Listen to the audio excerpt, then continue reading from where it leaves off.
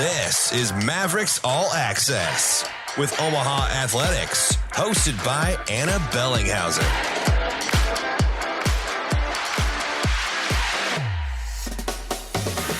Of Mavericks All Access. You guys can hear me now. There we go. I'm Anna Bellinghausen, your host. Another edition of this, guys. Thank you so much for coming out. Omaha Softball is leading our show off today. Coach Hurd, Maggie O'Brien, and well, let's talk about the success of this season so far, an 11-2 start, and something that might be one of the best starts in D1 history. Coach, would you say so? I don't know. Good question. It's a great start. Yeah. I don't know the history in terms of, I would guess it probably is. Yeah. But yeah, we just did a lot of things pretty well so far this year. I think what stands out the most is I think our offense has been, that was a priority over the off season, is how can we get a little better offensively? And I think so far at least we've figured out a way to do that. Hopefully that continues. And then, we always say the foundation of what we do is pitching and defense, and that's been pretty good too. So yeah, good start. Mm-hmm. For you guys, just in the player's perspective, what is it about these first weeks of non-conference play that you guys want to get going and find your groove and find your identity as a team? You want to go or me? I could go. I would say preseason, like Mike always tells us, is just to prepare for conference and just to try some new things that, like for my pitching, like just trying different pitches or different counts that I wouldn't maybe feel comfortable doing when the games are super meaningful like conference. But I think we've just been getting our groove and all of that. Yeah, just switching up the lineup, seeing what works, seeing what doesn't, and just kind of putting all of our stuff together that we've worked on for the past fall, winter, all that stuff. So it's been fun.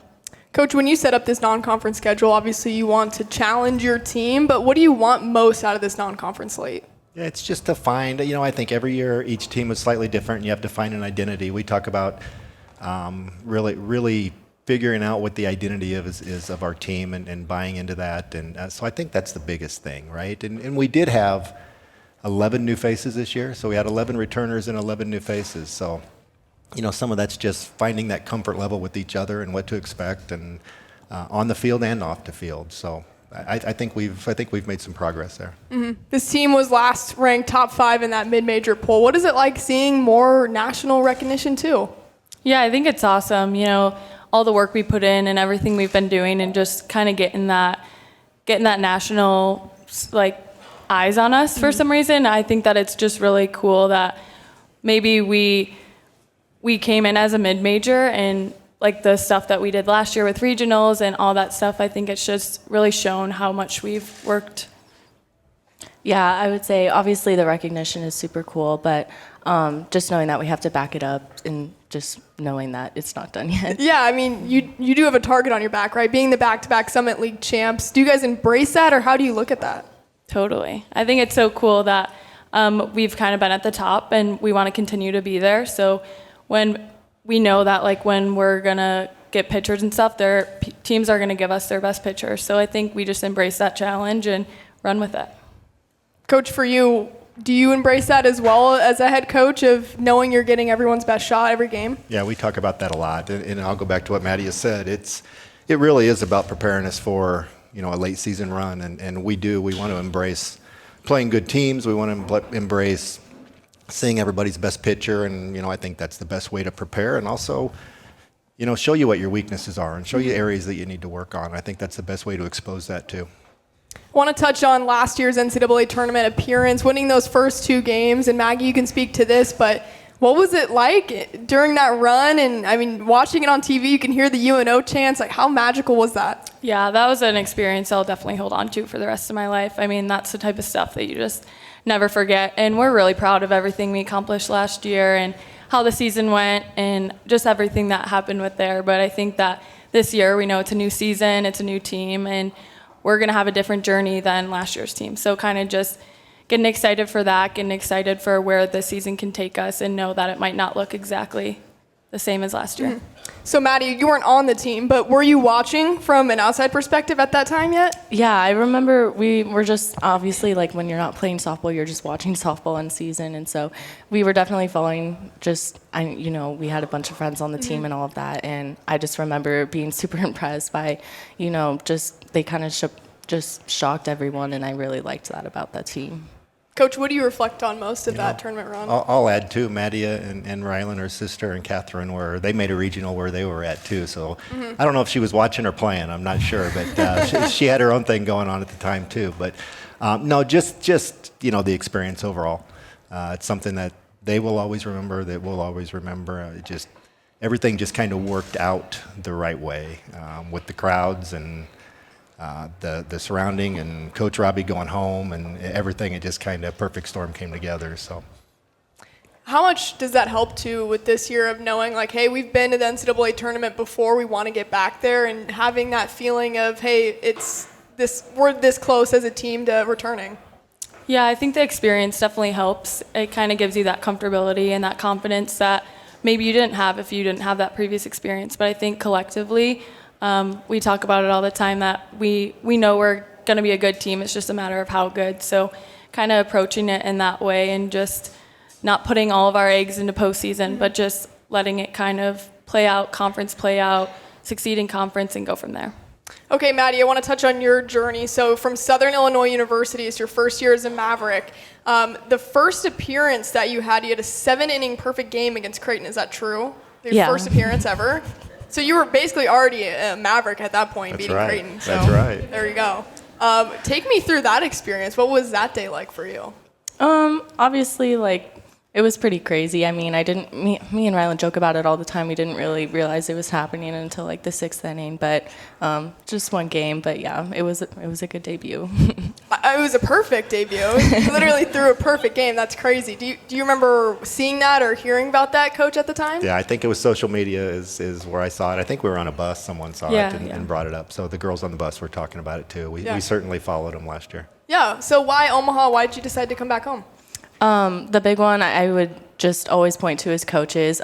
Just all the trust in the world with Coach Hurd and Emma and Jen. Just I know that they have a really high softball IQ and just their vision for what a team should look like and a staff should look like. I just knew that we were going to be in good hands. Mm-hmm. So. And how have you carried that success over into this team? Obviously, it's a brand new squad. You have to learn all the dynamics too. What have been your biggest pieces that you've transitioned over from that jump? Just for a little bit, just sitting back and kind of seeing how they do it and learning from the other girls and just adding where necessary or where we feel comfortable. But it was super fun to just get to know everybody and see how they do it. And yeah. Maggie, what's it been like seeing her come in and shine so far? It's so cool. Madia brings us presence on the mound, almost like a calm, cool, and collected type thing, but you could tell she just competes her butt off in the circle, and I have all the confidence in the world when she's on that mound, and I think everybody on our team just has a lot of trust in all the pitchers. So it's been fun to play behind her, and I'm excited to continue to play behind her for the rest of the season. So, Coach, when did you first get in touch and recruit her to Omaha? Well, when I saw she was in the portal, we moved pretty quickly when we saw that, and we knew she had all kinds of opportunities out there and was just hoping that she would, want to come home and give us a look, and worked out well. Yeah. What is it like wearing Omaha across your chest? Obviously being from here, playing at Omaha Marion, and now for the Mavericks. Yeah, it's just a really full circle moment. Me and Rylan are just super happy to be able to represent Omaha where we grew up and everything, and it really is just full circle with being back with Emma and Coach Hurd and all that. Yeah. Maggie, your journey, so you're not from Nebraska. How did you first initially get in touch with Coach Hurd and everyone here at Omaha? So I initially got recruited by the old coaches, and they stepped down about a month before I was moving into the dorms. So when I actually moved into the dorms, we did not have a head coach, and Mike got hired about, 1 or 2 weeks into the fall. And so I kind of met him and just clicked, and it's been uphill since then. So yeah, got super lucky, super grateful for that. Should we tell them about our first meeting? No. We'll skip that. Oh, come on. You can't say that. Just introduce myself. Yeah. No, it was good. Yeah. I mean, it could have been anybody as your head coach, but luckily it was him, right? I know. Thank goodness, right? When you think back to freshman year, what stands out the most in terms of your growth? I think I came in as a confident player. I knew that I had good abilities defensively, but I think my offensive side was lacking. And hit the cages with him, hit the weight room, and I think I've grown a lot on that side. And just the leadership aspect as well. I think it's been awesome to be in this program from start to finish and kind of just learn from other leaders and then become one myself. So I think it's just been a really cool opportunity to be in Omaha for the past 4 years, love the city, love the people I've met. So it's been awesome. I wouldn't trade it for the world. Is it fun now being one of the leaders on this team? Because you remember being a freshman and a sophomore, and now you're that voice in the locker room and in those huddles. Yeah, it's awesome. I think that leadership is such a fun concept, and it's always like, oh my gosh, I can't wait to be a leader, but it's tough sometimes, and I think kind of navigating that and learning from other people and learning from myself, I think it's been a really cool opportunity. I'm definitely going to take that into my life post-college softball. Coach Hurd, what has Maggie meant to this program? So much, right? I think, have you started every game? I think Maggie started every game at shortstop since her freshman year, since I've been here. So when you inherit a program, you're a little unsure of some of the players that you're going to inherit with that. I will say this, Maggie is 100% an athlete that I would have recruited. So perfect fit. We just got lucky there, but in my opinion, perfect fit. When you think back to your softball journey, would you ever believe that you'd be in this position as one of the leaders on a Division I team?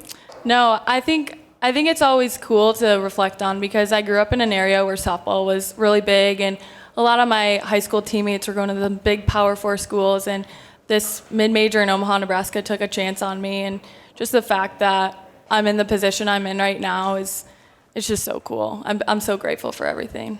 Maddie, I'll ask the same question for you. Would you believe that you'd be in this position right now? No. I think it's so crazy that I'm back at Omaha and back with all of these people that I grew up with, and just like Maggie said, super grateful. So let's go through your mentality in the circle. You have a .9 ERA right now. That's pretty good if you don't know softball. What is your mentality on the mound? What are you thinking? What are you going through in your progressions? Just always trying to keep my composure and just to not let a hit or not let a bad game just rattle me, and just trying to stay consistent, not riding the highs and lows. She's pretty calm on the mound. She doesn't seem like she gets too high or low. Very. Very? You need that, though, yeah, as a pitcher. It's awesome. What do you see from just your team overall in this identity this year? Does this change with 11 new faces, or do you kind of keep that the same, Coach? It does change. I think it does change somewhat. I think what Maddie described of herself in the circle, I see with our whole team a lot this year. I think last year, maybe a little more, I don't know if outgoing's the right word, a little more emotions on their sleeves. I think this year it's a lot more emotions under control, maybe a little bit more of a quiet drive that they have. But I do think, they're really able to stay in the moment. I guess that's the right way to say it. They're really able to stay in the moment and ride kind of the highs and lows that you get each game. And I'm excited to see how the rest of the season plays out. Mm-hmm. Yeah, I mean, it's a long season, and there are lots of highs and lows you have to endure. Maggie, as a leader on this team, what do you tell the freshmen that, you might see a loss or a bad game, but it's like, hey, it's okay. We still know what our end goal is when the end of the season comes. Yeah, for sure. We were just talking about this, that losses are learning moments, and we can't hang our heads too low if we have a bad game or bad inning or something like that. It's just about how do we grow from it? How do we learn from the losses? How do we take it and move forward with it? So I think, it's a learning moment, and it'll help us come postseason and conference tournament. All right, well, before we play the game, any fun stories? You guys are on the road a lot. You're taking flights, you're taking buses. You guys are laughing. Is there any fun story we can tell? Oh, where to start? Yeah. We've made a lot of memories the past couple of weeks, I feel like. Well, we had one night where our flight landed at about like 4 a.m. So we kind of just spent the airport. Everyone was kind of delusional. Yeah, it was tough. It was very tough. We were super excited. We didn't get the no practice text the next day, so It was awesome. Okay. We've had a few prank calls, I think, right? Yeah. A few prank calls Who's going the prankster? We don't know. Lexi Wiggins. Oh wow, just giving her out right away. There you go. I think she actually pranked you, did she not? What? No. Are you in on these shenanigans? I am not, but Okay. I hear about them the next day. You hear about them? Yeah. How many words in a sentence do you understand that they say? Of just all the slang and whatever else they talk about. These Yeah, they Gen have Z to explain kids. things a lot to me. I don't know, Yep. I do not follow well a lot of times. Hey, that's what makes it fun. Okay, again, before the game, what do you want out of these next months before March 22nd rolls around, before conference play hits? You know, it sounds cliche, but literally, let's try to get a little better each game. It's such a long season, and it's just what can we do each game to try to figure out a way that we're better at the end of the game than we are at the beginning of the game, and just stack those days on top of one another and see where we are when conference starts. All right, let's play some trivia. Okay, we're going to put coach versus players. Okay. Sweet. We got some Nebraska trivia. Come on, We Maddie. love Nebraska here. The state is amazing. I think You I got won these last year, whiteboards? right? Didn't I win last got year? this. Oh, I'm writing. We had you lefty. draw For the sure. Maverick logo, and I think you might have I'm won pretty that sure I one. won. Yeah. I'm pretty sure you won. That went viral, It ended Mike. up on some no context Yeah, it did. college I did, softball that's right. pages. Okay. Which is not a name of a town in Nebraska? A, friend. B, Valentine. C, love. So one of these towns is fake. Wait. A, Valentine. A, friend. B, Valentine. C, love. Locked in. Yeah. Which is fake? Flip it. It's C. Damn. One. That's okay. Friend and Valentine are towns in Nebraska. Love Who is would have not. thought? Who would have thought? All right, which famous baseball athlete is from Omaha? Is it A? Mike Bovee. Is it that would have been good. Is it A, George Brett, B, Bob Gibson, or C, Chipper Jones? Famous baseball athlete. George Brett, Bob Gibson, or Chipper Jones? I feel like you know these. I think being old gives me an advantage here, right? This is- the trivia gets easier when you get That's older, right, probably, that's right. All right, let's flip them. It's Bob Gibson. There's even a statue of him at Warner Park. Was that B? Yep. That's okay. Not C. Not C. Dang it. I should have curated these to Gen Z, but you might know this one too, Coach. Which NBA franchise used to play in Omaha and Kansas City? Was it A, the Grizzlies, B, the Pacers, or C, the Kings? Whatever you feel like. Which one have we not picked yet? B. It is C, the Kings. Oh my gosh. Wow, we're 0 for 3 over here. All right, Coach, you probably won't know this. I'd be impressed. Okay. Which fast food item was created with the help of the University of Nebraska? A, the McDonald's McRib, B, the Arby's roast beef sandwich, or C, the Runza? Right? I mean, it has to be. Okay. Both are incorrect. It was the McRib. You can thank the University of Nebraska at Lincoln for the McRib, so we don't associate with that. Wait, is that the? I think it's the sound effect. Oh, okay. Oh, you thought people were booing you? Yeah. Maybe. No, they're too nice here. Which was invented in Nebraska? So which of the following was invented here? A, frozen TV dinners, B, Skippy peanut butter, or C, the mason jar? What was invented in Nebraska? She's trying to look at your board. Was that? Maybe. I feel like I maybe heard that. Yeah. Okay. Incorrect. It's A, TV dinners. Dang it. Who would have thought? The frozen TV Should have dinners? known that one. Should have known. Thanks, Nebraska.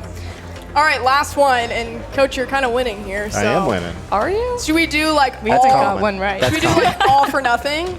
So like Yeah, we can do that. All Yeah. in. All Yeah. in. all or nothing. All in. That's There what you I go. meant. Okay, the College World Series obviously played here in Omaha. The men's one. Who has won the most titles over the years?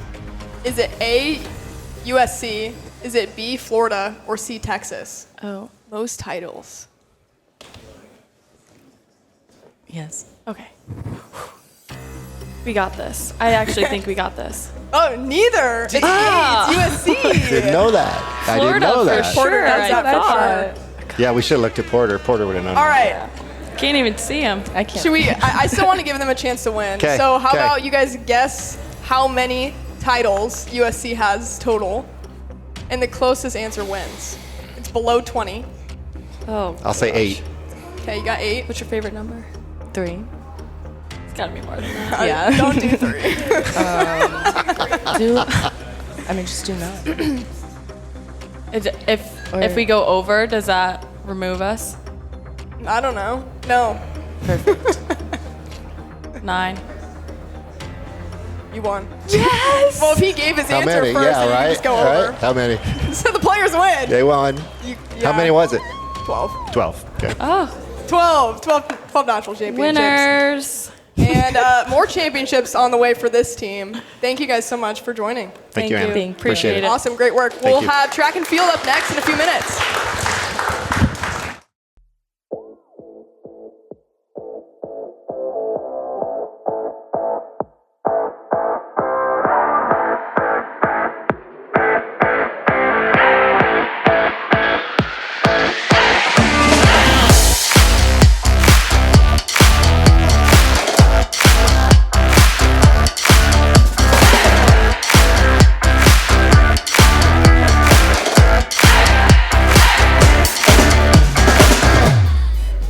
The show continues on with track and field, a special place in my heart. If you didn't know, I ran a full season of track, but I was more of the personality hire there. That's why I'm sitting on this side of the table and not this side. But happy to welcome in track and field for the first time debut on the show. Really excited. Coach Cliff Cisar, Tanaya Gleason, and then Macy Persinger joining us now. It's championship week as well, so we appreciate you carving out some time for us, Coach. Oh, absolutely. We're happy to be here. How's this team feeling going into those indoor championships up in Brookings? Excited. We made a tremendous amount of progress this fall and this winter, and we're ready to get up there and give it everything we got. Yeah, for both of you, it's on the tail end of indoor. Of course, the eyes are always looking towards that outdoor season too, but you got business to attend to right now. What's been the mindset for both of you going into those indoor championships? I would just say our confidence, because it's grown so much and we know all the work that we've put in.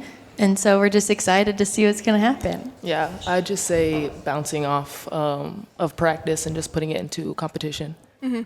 I know, because you work so hard throughout the year. You train so much for, 20 to 45 a minute of competition, right? So how gratifying is it, though, to see those results throughout the year and see that process building? It's super exciting. Our team, I feel like, has grown so much this year, and just seeing even the new freshmen come in, just how much progress they've made already, and then our growth throughout the past few years, it's insane, and it's super exciting. Yeah. How fun is it for you as a coach? Is that one of the best things to just see that growth throughout the year and see that confidence grow? Of course, yeah. That's 100% why I got into coaching. I was not as excited about my own results as I have ever been excited about my athletes and their successes. So at the end of the day, watching where we started from, even once we set foot on campus back in August, and the growth that we've had since our testing in November and where we've come through so far in indoor, we've seen some incredible marks from these ladies right here, but more so across the team. And it's really rewarding every time you get to see the smiles that they have, the celebration that they have with each other at the finish line or after a big jump. And it's just like, that's what it's all about.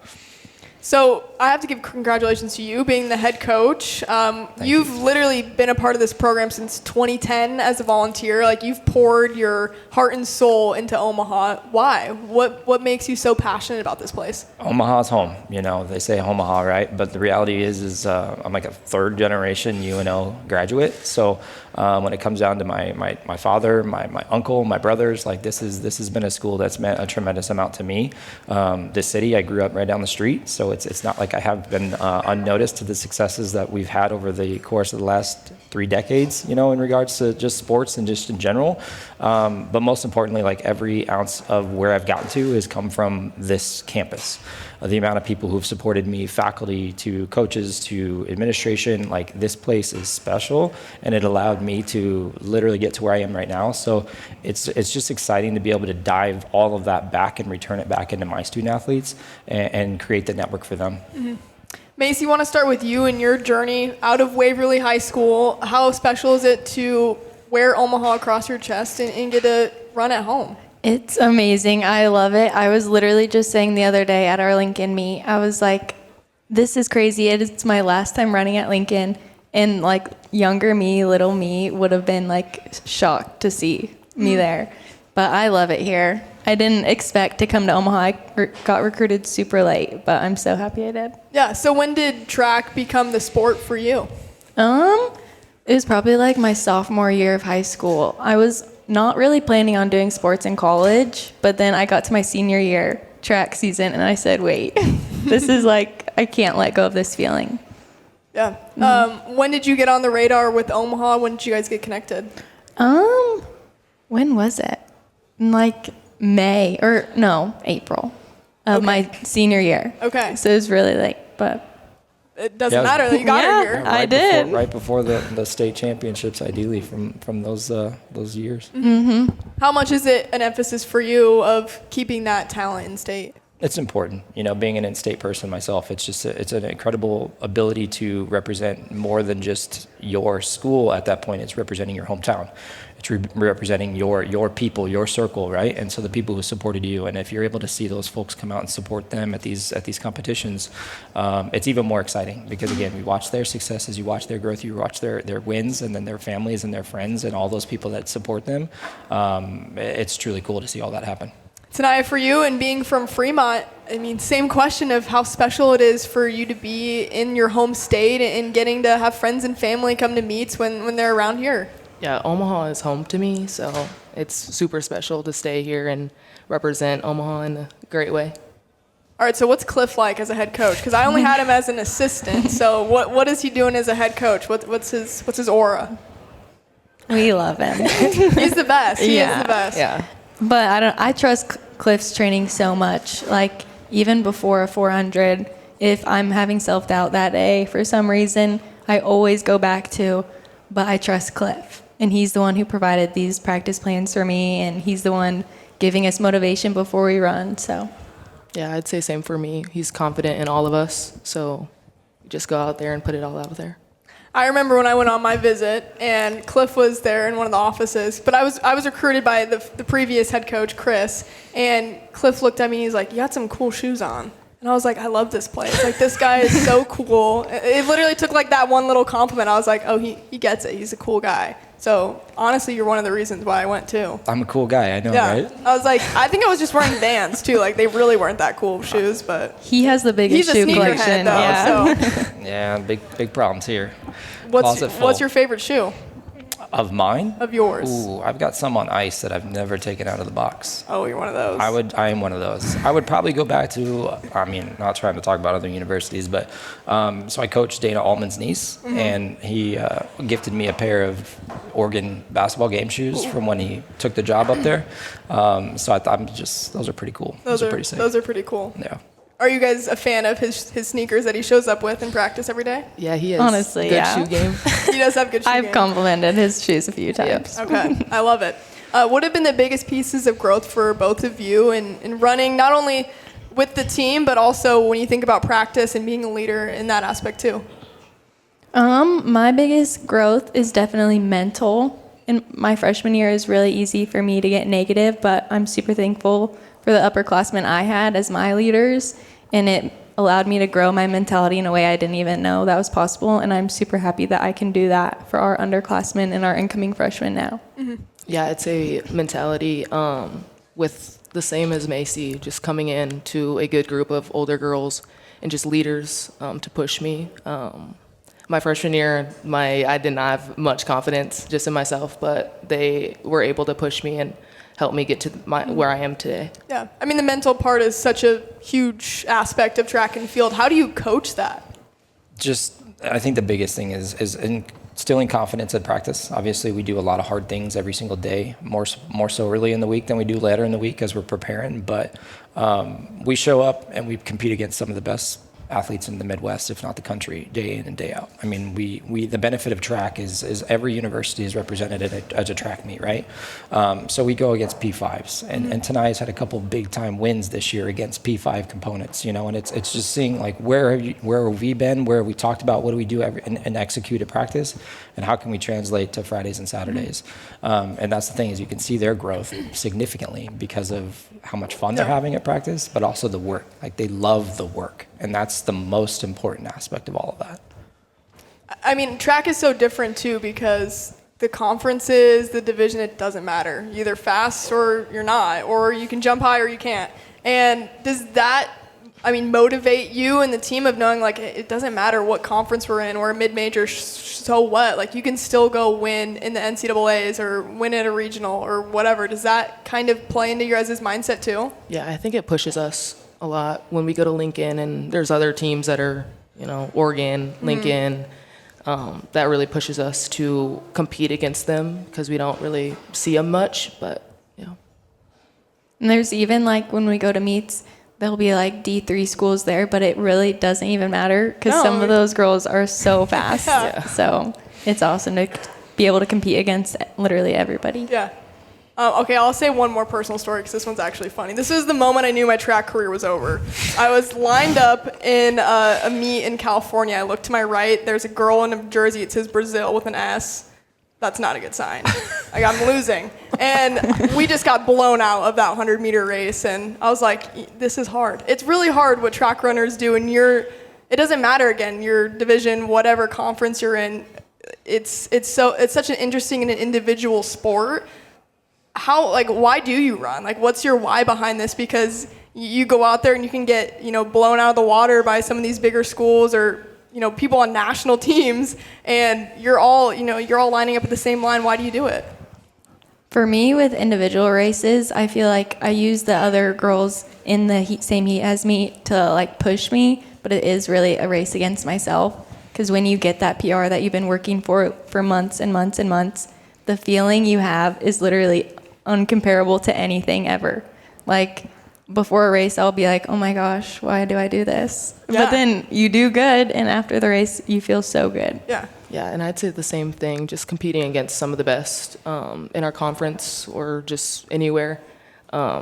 It really does help when you get into a heat with super good girls, and it does push you to PR just because you're so motivated to do well against those girls. Mm-hmm.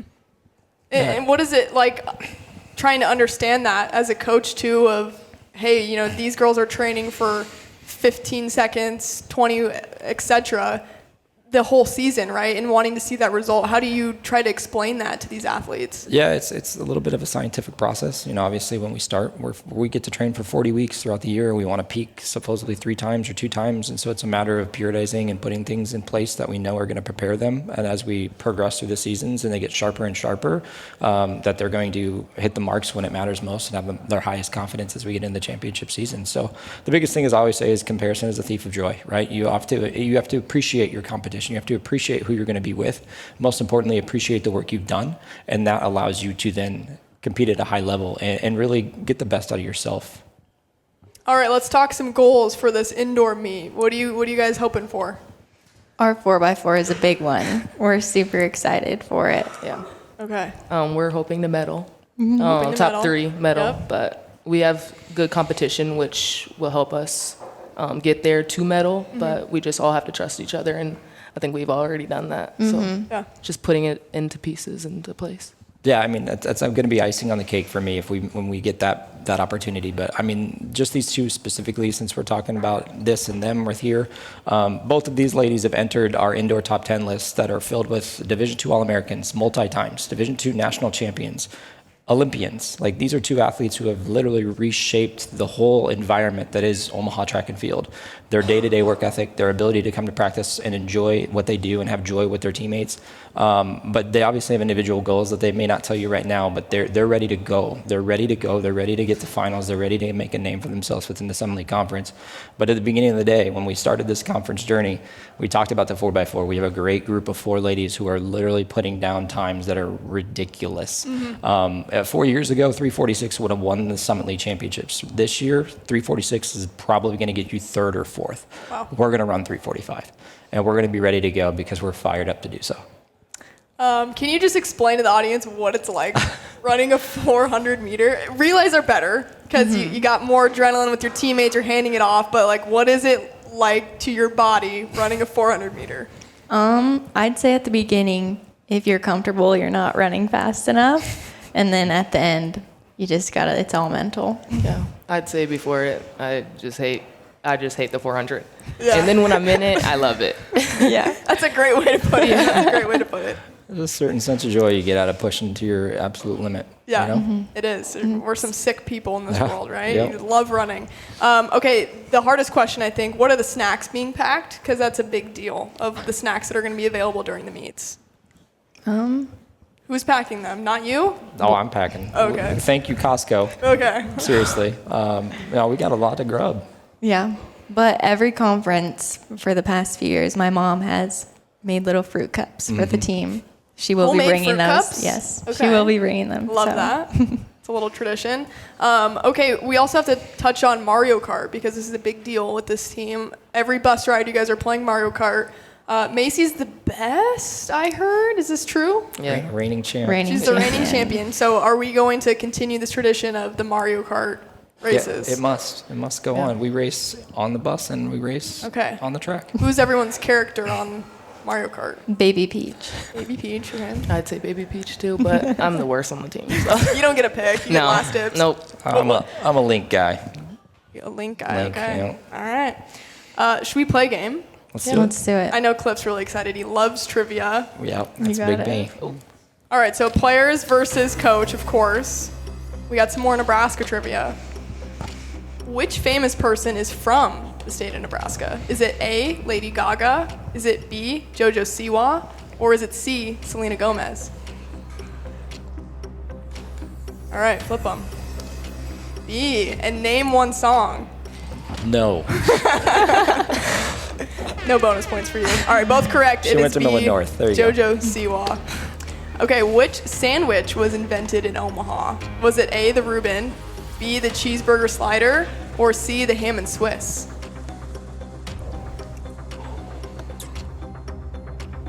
All right, flip the boards. A, okay. We know our stuff, that's correct. It's a Reuben. All right, this one's a little tougher. Which of the following is Nebraska's state bird?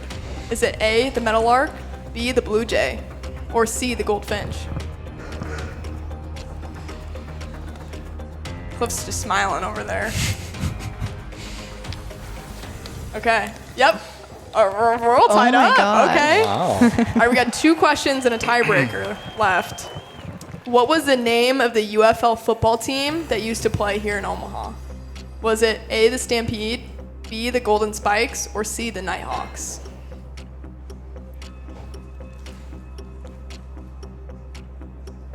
All right, flip the boards. Okay, we're still tied up. It's C, the Nighthawks. I'm guessing. Jeff Garcia. Any big Jeff Garcia fans in the building? You know? Okay. Which NFL player was born in Omaha? Was it A, Gale Sayers? Was it B, Walter Payton? Or C, Jared Allen? Okay. Flip the boards. Cliff knows his stuff. It's A, Gale Sayers. a So complete Cliff, you guess. got one on him. There we go. Should we go all or nothing on this tiebreaker question? Yeah. Why Just not? throw it all out Why there? not, right? Okay. What is the population of Omaha? Not including surrounding areas. So I'll give you guys these numbers. So write this on your board, 4, 8, and then fill in the last 4 digits. So, or should I give you the last 3? We'll see how close you guys get. So Do you think 480,000 is your base here. It's above that number. What do you think? We're really thinking over here.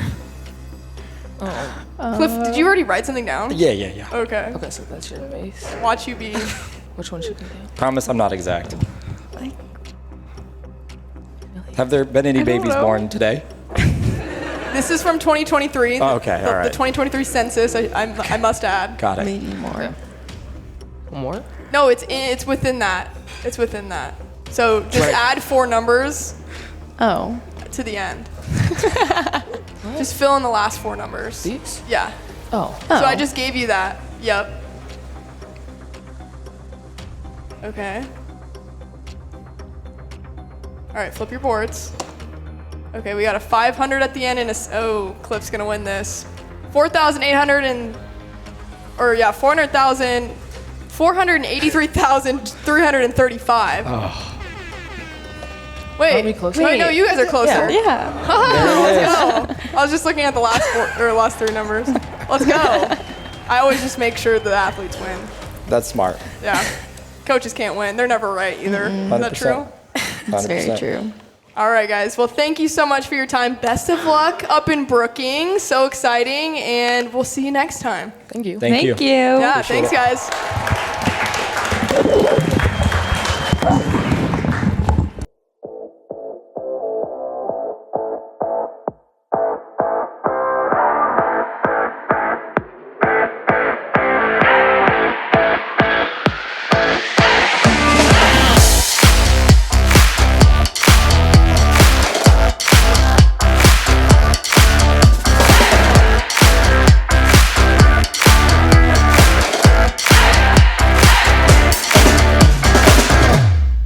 Continuing on with some Omaha baseball, Coach Porter, Cardell Dick, Braden Curtis joining us now. Coach, I mean, something big happened. Did it? Did you guys upset somebody? Well, men's basketball clinched to share the title last Saturday. I think that's what you might be talking about. Is that what I'm talking about? I don't think so. Yeah, upsetting number 3 LSU on the road at Alex Box Stadium. That's pretty cool. 5-4 the final. What were the emotions coming off that one and just seeing the reaction across the country too? Yeah, I can let these guys answer because they're the ones who did all the work that day. Yeah, it was pretty cool playing in Alex Box Stadium against the number 3 team in the country, and who's now number 2. I don't know how they climbed the rankings, but I don't know either. yeah, no, that was a great game. We had a no-hitter going into what? The 8th inning. 8th inning. Yeah. Mm-hmm. Yeah. Pitching did our job, and so did the hitters. Jackson Trout with a home run in the 5th inning in our seventh.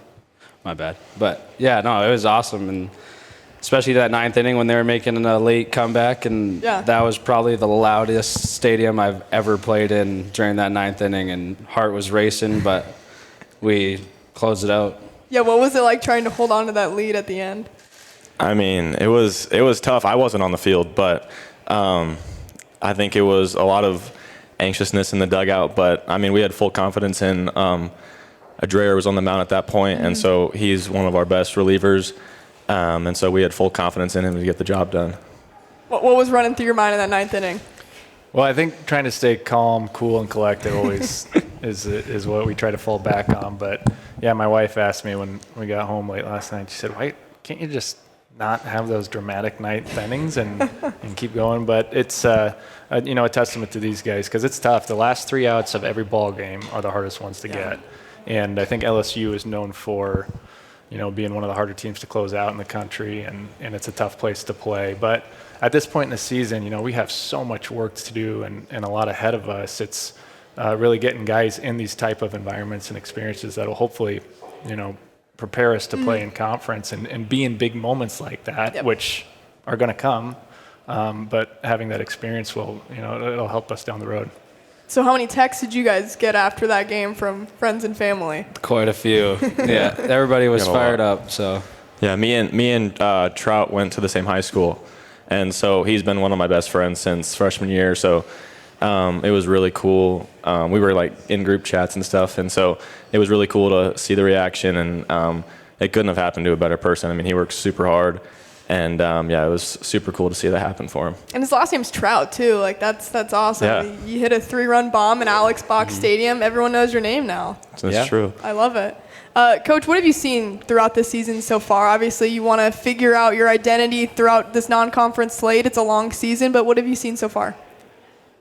Well, Coach Hurd kind of said it best. You're trying to figure out who you are before you get into conference play, and we've got a really good group of people in our program, and I think that's what we really try to hit on the front end when we're recruiting is bringing in guys that are going to be good teammates. You're not going to have to worry about them off the field because every season brings hard times and challenges, and if you're around the right type of person, you can get through those challenges a lot quicker than if that weren't the case, right? So we just got back last night from a pretty long and challenging road trip, and I really enjoyed how our guys competed, and that was the mindset going into it. It's not who you play, it's how you play. And so we had a couple close games with Tulane, who's also a very talented team, and then Nicholls State is coming off a regional from last year as well, and then LSU, top 5 team in the country. So really all we wanted to do is go out there and show them that we can compete and get late into a ball game, and then it usually comes down to 1 or 2 big moments. And I think the big moment on Saturday came down to us stopping their rally in the ninth, and we were able to do that. Yeah. And when you guys are on the road for so long, do you talk about bringing your own energy to these stadiums? Obviously, you're the away team. You're, might be the underdog in some of these situations. How do you guys bring your own energy to these ball games? Like Coach P said, like it's not about who you play, it's about how you play. And going into matchups where we're the underdog, we just go out there and say there's no pressure. Like we're not expected to win those games, so it honestly makes it easier on us playing. We go in there and just play our game and stay loose and win ball games. Yeah, to second that, going into environments like that, it's super cool. You don't really get to do that too often, so just kind of embracing it and we kind of talked about just being the aggressor, because like Cardell said, no one expected us to win that game that we did on Saturday, and so just being the aggressor in moments like that is huge for us. Mm-hmm. Coach, before conference play hits, is there like a checklist of items that you're looking at of saying, hey, I want these ironed out before? Or is there anything you go into conference play where you want to have situated? Sure. I think the checklist comes in the fall when, we spend the majority of our time practicing pretty much every day. But like Coach Hurd was saying, right now the focus is trying to stack each day, be better. And as cliche as that is, that's a winning formula. And so,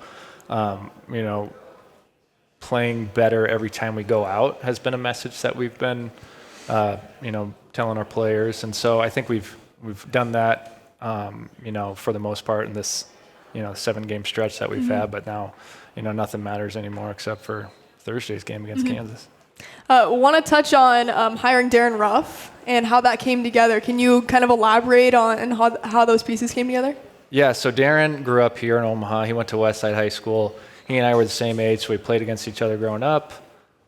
He went to Creighton, and I played here at Omaha, and we were actually roommates our junior year in college.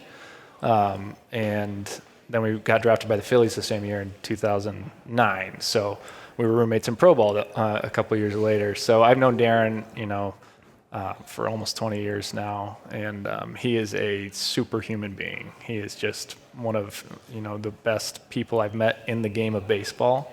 And then obviously, 9 years in the big leagues, 3 in South Korea. But I think what Darren takes most pride in is being a good husband and a good father, and you can see that just every single day, the way he operates, and that's what we're all about, and that's, I think, translates to the players. Cardell could probably answer that question. Yeah, what is it like having Darren on staff? It's awesome. I think it goes to show how we've competed against those big teams like Tulane and LSU with our bats, and I think that's been a great part due to him. And he's just awesome. He's super helpful. Anything you need, baseball-wise or not, he's always there. And he's got so much baseball wisdom, playing in the big leagues for 9 years. I've personally really enjoyed being coached by him, and I know the rest of our hitters have too. So it's been awesome. Mm-hmm. This team is pretty veteran too. When you look at the roster, so many juniors, seniors, grad students. Do you guys feel that veteran leadership and, I guess, experience on this team? Does it not feel quite as young as maybe years past? Yeah, for sure. We have guys like Ben Weber. Even though it's his first year with us, he's been in college baseball. This is his 6th year, so he has a lot of experience. And then Henry Zappe, he's been with us forever. And so just having guys like that kind of calms the nerves, especially playing against LSU. We have, I think, 6 freshmen, but so just calming the nerves of them and knowing it's still baseball. And so I think that brings a lot of success to a guy like Maddox Meyer, who shoved over the weekend and was a bright spot for us. So I think just having that experience kind of trickles down to the younger players and gives them confidence. Yeah. How nice is it, Coach, to have those veteran leaders on this team? Maybe you don't have to explain quite as much during practices. Yeah, we haven't had one off-the-field issue this year, which is awesome because it's just all about baseball when we get to practice. And I think that's leadership inside the team, and we've got that this year, which is it's like having coaches on the field. And Kurt mentioned a few of those names, and then it really helps the younger guys, because they're, before they know it, they're going to be one of the older guys, and right. and I think it not only helps them just how to act and how to practice and all those things, but in those big moments, like we had a really good game with LSU the night before we beat them, and I think that really helped us going into Saturday with some confidence. And Carter Mick is a freshman, and Maddox Myers is a freshman. They both threw 4 or 5 total scoreless innings combined. So those are confidence-building moments, right? And everything's confidence. So having good leadership helps that, and that's a testament to these guys right here. So I want to get into you guys' personal journeys too. You're from Canada. Yep. That's pretty exciting. How did you get into baseball? Obviously, we know hockey's big up there, but where did you find your love for baseball? I played hockey up until I was about 14, but I have 3 older brothers, and they all played baseball and football and hockey and basketball, so I played all those sports growing up too. And I was always around the ballpark. Actually, funny story, I was a bit of a foul ball magnet when I was a little kid at my older brother's games, and a couple foul balls came really close to hitting me, so one time my mom put a helmet on me while I was running around, and the next foul ball hit me right in the head. Moms know best. Yeah. But yeah, I grew up around the field and just grew to love the game.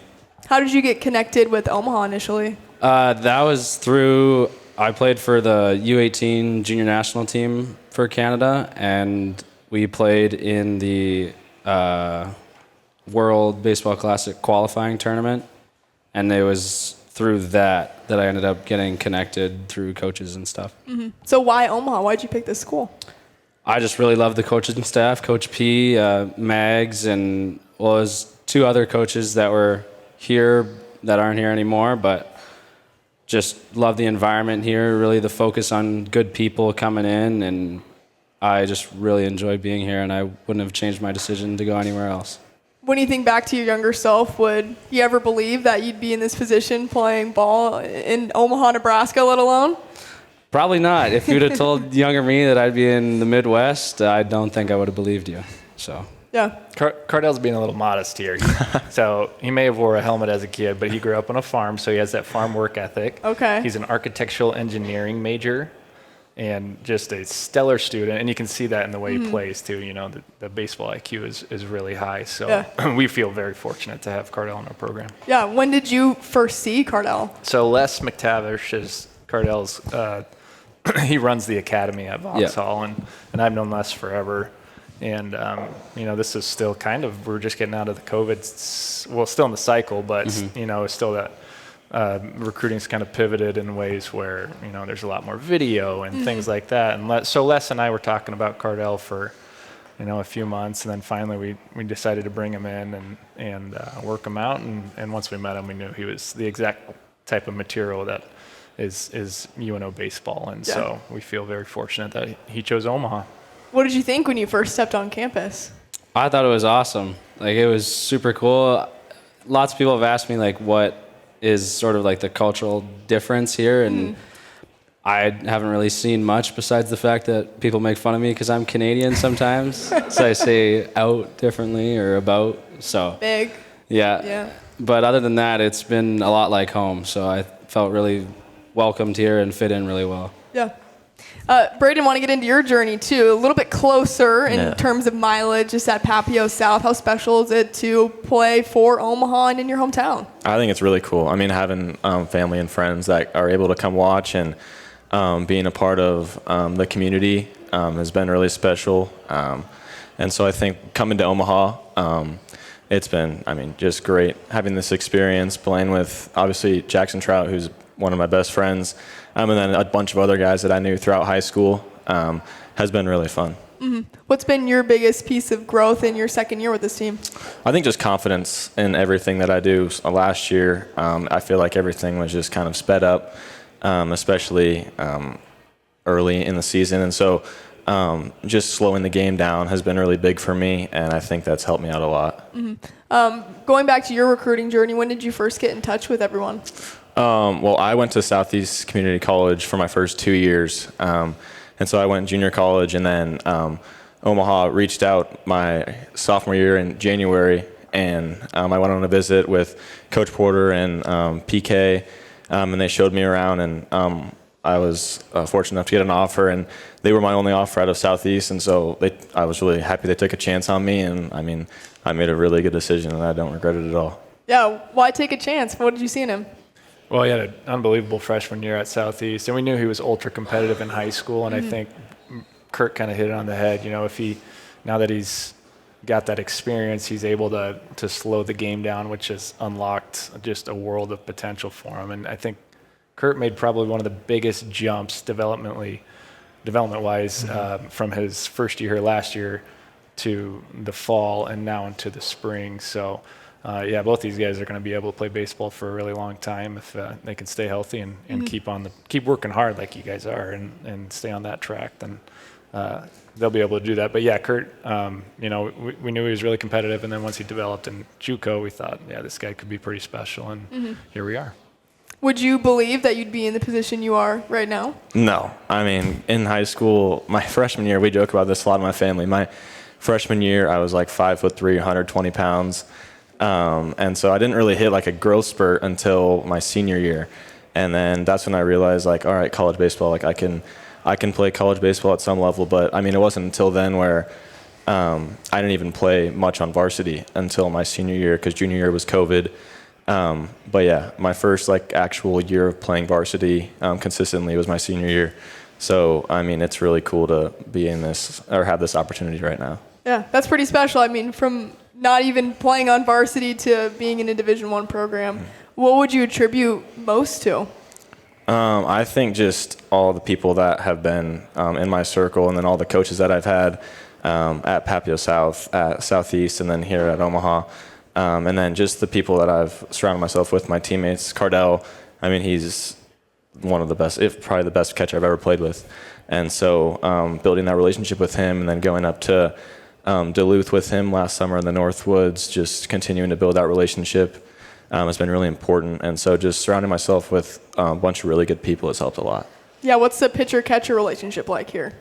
Oh, it's awesome. I mean, we have Trent Burkhalter and then Zeke Minnick, and so we have 3 good catchers. And so, I mean, when pitchers are super comfortable with whoever's catching, but I mean, I think my relationship with Cardell is just super special just because I've spent so much time with him off the field too. Yeah, I think it's great, our relationship, pitchers and catchers. We like to have good laughs off the field, and I think that really helps us on the field when we're really connected and we're on the same level. So I really enjoy catching for Curtis. I've really loved watching him develop from last year and this year and make that big jump, and it's been awesome, and it's going to really help us this year.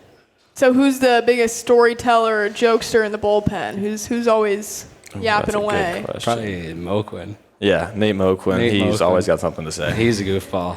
He is a goofball.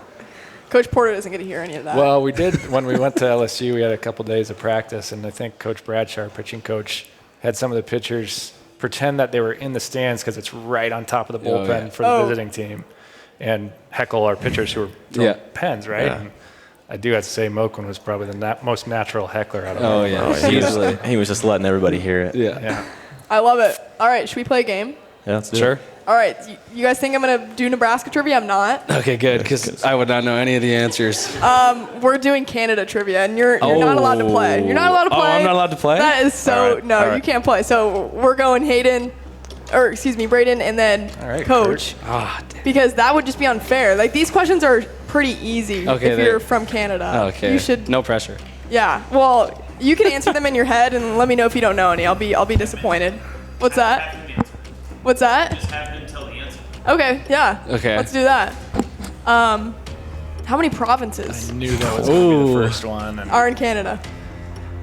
Come on, guys. He's counting in his head. I'm not telling you, but... Okay, that's fine. Oh, you had the same guess. It's Not 10. 6. Not 6. What's the answer? 10. Okay, 10 provinces, Can you name them? 3 territories. Can you name them? Yeah, I can name them. please name them for us. Okay, starting from West Coast, where I'm from, British Columbia, Alberta, Saskatchewan, Manitoba, Ontario, Quebec, Prince Edward Island, Nova Scotia, New Brunswick, and Newfoundland and Labrador. Okay. We're also here to learn. Yeah. What is the capital of Canada? Ooh. I can give you multiple choice too. Give him multiple choice. Okay. A, Ottawa. B, Vancouver. C, Quebec. You're just laughing over here. Yeah. Come on. No. Quebec. No. Maybe. Ottawa. Is it Ottawa? It's Ottawa. No way. Neither of Wait, you got that's it. A? It's Ottawa. Yeah. Quebec's a province. It can't be the capital. Quebec's, oh, you got me. I thought Canada was going to be our next state. That's what I heard. The 50th. Yeah, and then we won in the Four Nations final. Oh, That's also a I know, sore we subject. have some on our sore team. I forgot all subject. my Canadian history because Yeah. Are we okay from No, Canada winning? No, we had. Oh, I'm great. We that was a big thing on our team. We have a lot of hockey guys on our team, Mm-hmm. so that was Drew Borner was pretty upset. Yeah. I'll just leave it at that. I was hearing it after the round robin loss, and I was Okay. just waiting. I said, wait till we get back in the final, and Well, then we it's not did. fair if you have Connor McDavid. Yeah. It's just not fair. It's just how it is. Yeah. Okay. All right. Well, how many NHL teams are based in Canada? Okay. Is it A5, B6, or C7? Cardell, do you know this one? I gotta count them. Wait, 5, 6, and 7. Yeah, 5, 6, or 7. I'm not gonna go with that answer. I have no idea. What'd you guess? He guessed 6. It's 7 total. He doesn't even know. 7? 7. Yep. I thought there were 6. Wait. You're missing one. I can go look them up, but Vancouver. I didn't write them all out. Calgary, Edmonton, Ottawa, Montreal, Maple Leafs. Calgary. I counted Calgary. Oh, you did? Yeah. Oh, I don't know. This is what Google said. Okay. Google's Maybe I'm always wrong. right. I don't know who I'm missing now. Next question. Don't try to prove our trivia. Okay, sorry. This is from an official. I looked up Canada trivia. Why would it be false? Come on. I'm just messing. All right. What is Canada's national summer sport? Which I don't know who picks this either, but is it A, baseball? Is it B, lacrosse? Or C, swimming and diving? I should have had Cardell make these questions, honestly. Lacrosse. They don't play lacrosse These could be there. wrong. You guys don't play lacrosse. I'm going to go with lacrosse. I'm so wrong. I'm pretty sure it is lacrosse. Which lacrosse. is it's so weird, but Does anyone play lacrosse there? Why is... I don't know anybody who plays lacrosse. Okay, well, this website said you guys do. Which of these famous people is from Canada? Seth Rogen, Paul Rudd, Dave Franco. A, Seth Rogen, B, Paul Rudd, C, Dave Franco. I could have named 5 JoJo Siwa songs. So this is Yeah, you got kids. You know. Who is Seth from Rogen Canada? seems like he might be. I don't know. It's Seth actually. Rogen. Did it? Yeah. He's from Vancouver. Oh, he is? Yep. I didn't know that. Are we gonna have a winner take all question here? Let's do it. All right. The bonus question, winner take all. What day of July is Canada Day? Oh, I know this one. Kurt, that's an easy one. What day of July is Canada Day? And then Cardell's going to explain Canada Day. I'm going to explain it? Yep. What do you guys do July for 1st is what I'm going with. It's July 1st. Nice. Good job, guys. What do you guys do on Canada Day? It's like same thing as 4th of July, Okay. just in Canada. Just fireworks, parades and stuff, everything. Eat hot dogs. Yeah. Spend your money on fireworks. Play baseball. Okay, that's fine. I don't know. Did we even have a resolution of who won this game? Coach P. Coach P. Yeah. Cardell. Honestly, yeah, Cardell is our winner. Congratulations, Cardell. Thanks. Thanks for being from Canada and coming to Omaha and spreading your knowledge. Thanks for having me. All right, well, best of luck this season, guys. Thanks so much for the time. Thanks, AB. Thank you.